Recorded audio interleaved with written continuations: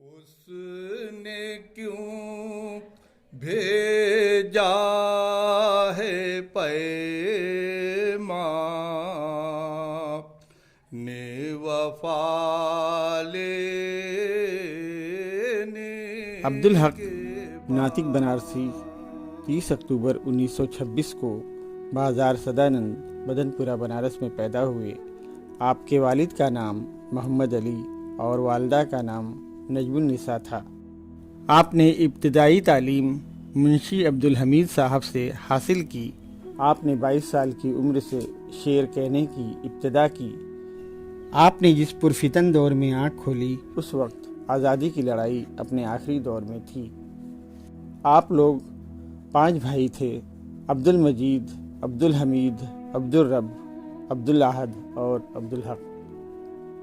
ناطق بنارسی کے انتقال کے تقریباً 21 سال بعد سن 2012 میں ان کے بیٹوں عظیم الحق واثق ناطقی اور عمر صادق وغیرہ کی کوششوں کے نتیجے میں ان کا مجموعہ کلام کتابی شکل میں شائع ہو کر منظر عام پر آیا، جس کی تقریر لکھنے والوں میں معروف شاعر و ادیب جناب شاد عباسی کے علاوہ جناب راشد بنارسی، SM مصطفیٰ فراز، ڈاکٹر بختیار نواز، شبیر علی بنارسی، عبدالمجید شورش بنارسی وغیرہ کے نام نمایاں ہیں۔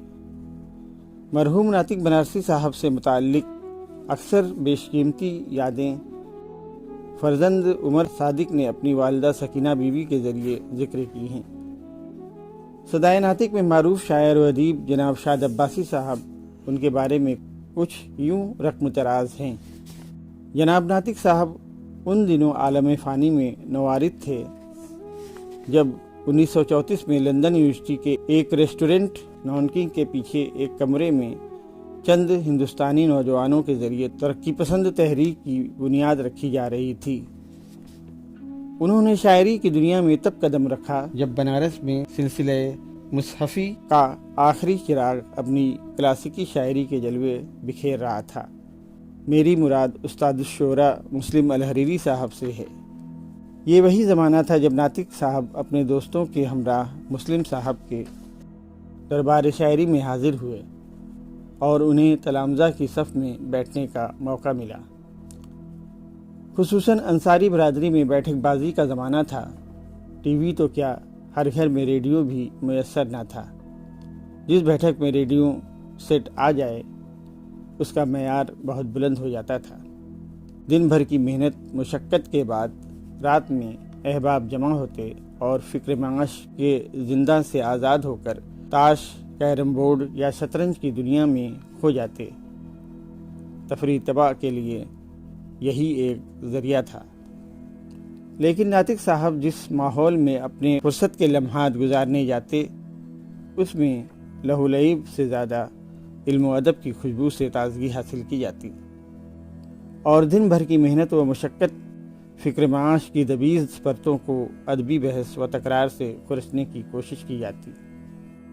اس بیٹھک یا کلب کے ممبران میں راشد بنارسی، محضر بنارسی، ارشد صدیقی، ناطق بنارسی، اکرم بنارسی، محمد یحییٰ شاہد، عبدالستار اسلم وغیرہ تھے۔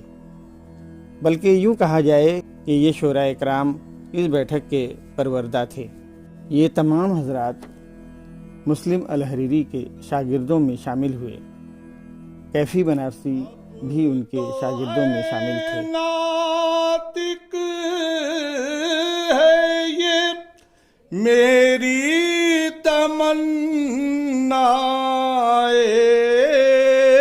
دلی،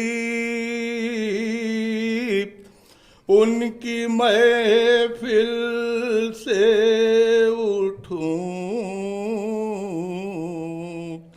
دادے وفا لینے کے۔ معاشی تنگی کی بنا پر ناطق صاحب کو بچپن ہی سے تانے بانے کی گتھی کو سلجھانے کی راہ پر لگا دیا گیا، لیکن اپنے ذاتی مطالعے اور ماحول سے استفادہ کی بنیاد پر دوسیزہ ادب کی زلفوں کو سنوارنے کی کوشش کی۔ ادبی لب و لہجہ میں ناطق صاحب ترقی پسند مصنفین کے زمرے میں اپنی شناخت قائم نہ کر سکے لیکن سیاسی نظریات نے اشتراکیت کو اپنی زندگی میں شامل کر لیا۔ ناطق صاحب بھی کمیونسٹ پارٹی کے سرگرم رکن بن گئے اور آخری عمر تک مارکس کے سیاسی نظریات کے حامل رہے۔ اشتراکیت اور مارکس کے سیاسی نظریات کے حامل ہونے کے باوجود ناطق صاحب اسلام پسند شخص تھے، جس کی عکاسی کرتا ہوا ان کا یہ شعر ہے: شہر صنم میں آج بھی رہنے کے باوجود، شہر صنم میں آج بھی رہنے کے باوجود، شکر خدا ہے کہ صاحب ایمان رہا ہوں میں۔ بقول ان کے بچپن کے ساتھی اور شاعر راشد بنارسی آزادی کی لڑائی میں اپنے پرجوش نعروں کی وجہ سے گرفتار بھی ہوئے تھے۔ آپ ہمیشہ کمزوروں کی مدد کرتے، چاہے وہ نومشق شاعر ہوں یا پریشان بنکر۔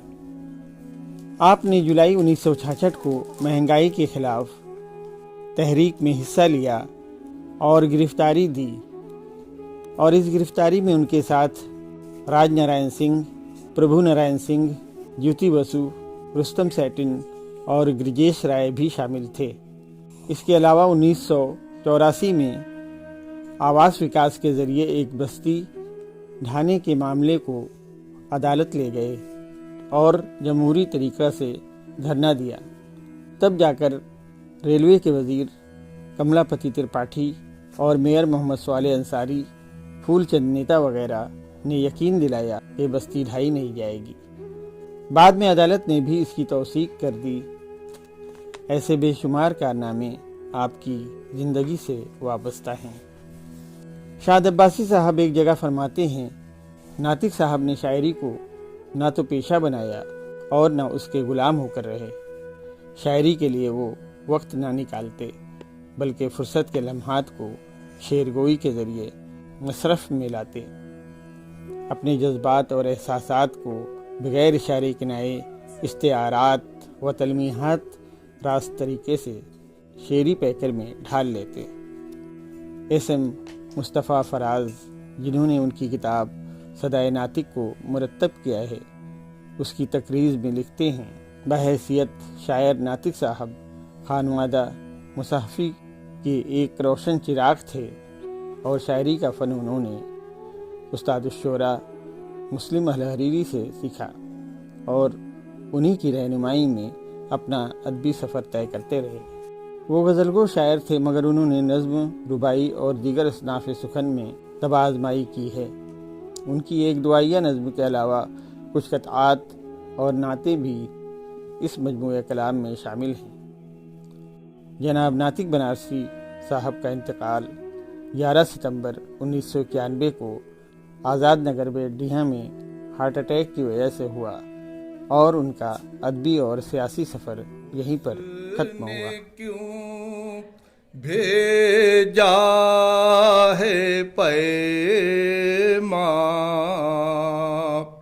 نے وفا لینے کے بعد، ہوش آیا زندگی کا بوجھ اٹھا لینے کے بعد۔ پیش خدمت ہے ناطق بنارسی صاحب کے کچھ قطعات۔ کارواں والوں کو اب عزم سفر دینا ہے، رہ روے شوق کو منزل کی خبر دینا ہے، ساری دنیا سے اجالوں کو بلا کر ناطق ظلم کی رات کو پیغام سحر دینا ہے۔ تو نے سمجھی نہیں اے دوست حقیقت میری، راستہ میں غم ہستی کو دکھا سکتا ہوں، شمع اخلاق و محبت کو فروزاں کر کے اپنے دشمن کو بھی سینے سے لگا سکتا ہوں۔ حادثوں سے جان چھوٹی، رونے والوں چپ رہو، اب سکون دل ملا ہے موت آ جانے کے بعد، اے عزیزان محبت اب سلا دو قبر میں، حشر کے دن پھر اٹھوں آرام فرمانے کے بعد۔ اور ان کے کچھ متفرق اشعار۔ نہ پہنچے سوئے منزل جو وہ میری داستاں کیوں ہو، دماغوں کو جو الجھا دے وہ میری داستاں کیوں ہو، جہاں کے شور میں آواز ناطق دب نہیں سکتی حقیقت، پھر حقیقت ہے، حقیقت رائے گاہ کی۔ پہنچے سوئے منزل جو وہ میری داستاں کیوں ہو، دماغوں کو جو الجھا دے وہ میری داستاں کیوں ہو، جہاں کے شور میں آواز ناطق دب نہیں سکتی، حقیقت پھر حقیقت ہے، حقیقت رائے گاہ کیوں ہو۔